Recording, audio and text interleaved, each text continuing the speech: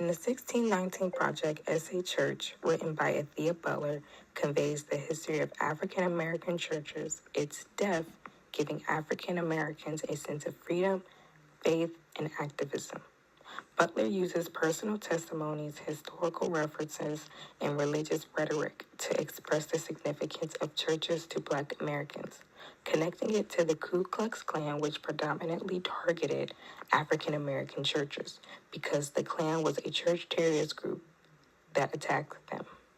The church was seen as a place of freedom for African Americans as there was no place to go. However, viewed in this article, the only place Black Americans could go was church because that's where white Americans had placed them. Even with such restrictions, Blacks still made it a place where they can express their desires to be freed and heard and treated as equals, which is how spirituals and songs came about at these times because it was a way for Black Americans to express with their voice, hands, and feet the justice and significance white Americans had is what they truly wanted.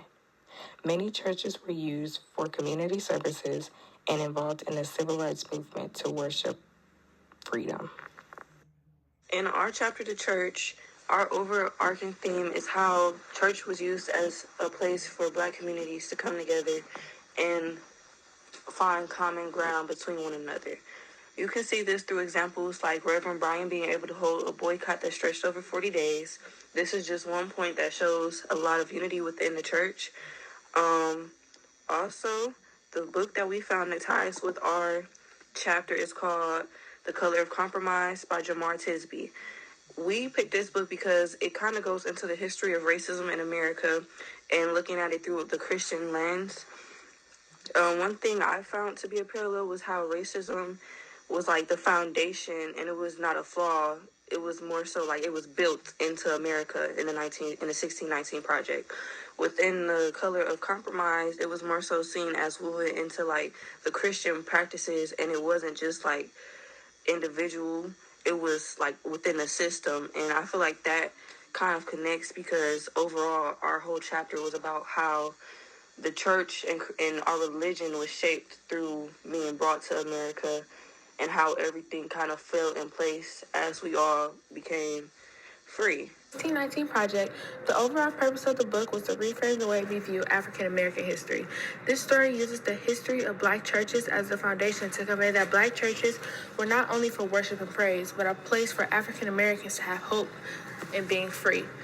Butler presents her argument by showing how the trial and tribulation of Black churches are a cause and effect on the churches we have now.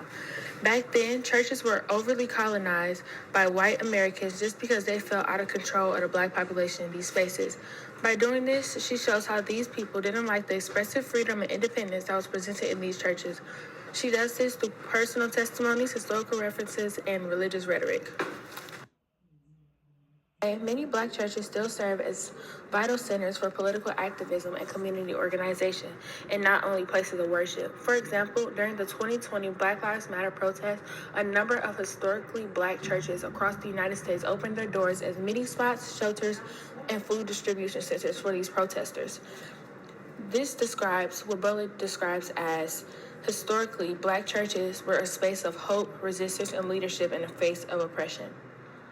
To our past, when white Americans tried to control our Black worship spaces, we still see challenges like that today where our voting rights and basic human rights still are being taken advantage of.